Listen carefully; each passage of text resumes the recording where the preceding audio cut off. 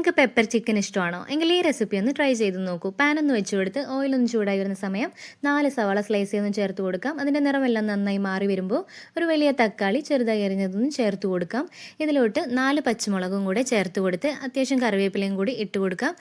1 teaspoon അളവിൽ ginger garlic പേസ്റ്റും കൂടെ ചേർത്ത് കൊടുത്ത് 1 ടീസ്പൂൺ അളവിൽ മുളക് പൊടി, മഞ്ഞൾപ്പൊടി, 2 ടീസ്പൂൺ മല്ലിപ്പൊടി, 1 teaspoon garam masala, 1 teaspoon cornflour കൂടെ ചേർത്ത് നന്നായി ഇളക്കി കൊടുക്കാം. 2 ടീസ്പൂൺ അളവിൽ കുരുമുളക് പൊടിയോടെയും ചേർത്ത് നമുക്ക് കഴുകി വെച്ച 1 കിലോ ചിക്കനും കൂടെ ഒന്ന് ചേർത്ത് കൊടുത്ത് ആവശ്യത്തിന് ഉപ്പും കൂടെ ചേർത്ത് ഒരു 10 മിനിറ്റ് ലോ ഫ്ലെയിമിലൊന്ന് അടച്ചു വെച്ച് കൊടുക്കാം.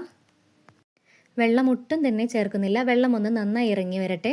വെള്ളമില്ലാത്തതിൻ്റെ പേരിൽ അടിക്ക് പിടിക്കാതിരിക്കാൻ വേണ്ടി നമ്മൾ ഇടയ്ക്കെല്ലാം ഒന്ന് തുറന്ന് ഇളക്കി കൊടുക്കേണ്ടതുണ്ട്. ഇതിൻ്റെ ലോങ് വീഡിയോ ഞാൻ ചാനലിൽ അപ്ലോഡ് ചെയ്തിട്ടുണ്ട്, ഒന്ന് കയറി കാണണേ. നല്ല ചൂട് ചോറിനും ചപ്പാത്തിക്കും പൊറോട്ടയ്ക്കും അപ്പത്തിനും എല്ലാം കഴിക്കാൻ പറ്റിയ അടിപൊളി പെപ്പർ ചിക്കൻ റെഡി ആയിട്ടുണ്ട്. ഇതുപോലെയുള്ള റെസിപ്പികൾക്കായിട്ട് നിങ്ങൾ സുബീസ് കിച്ചൺ ഒന്ന് ഫോളോ ചെയ്യാൻ മറക്കല്ലേ.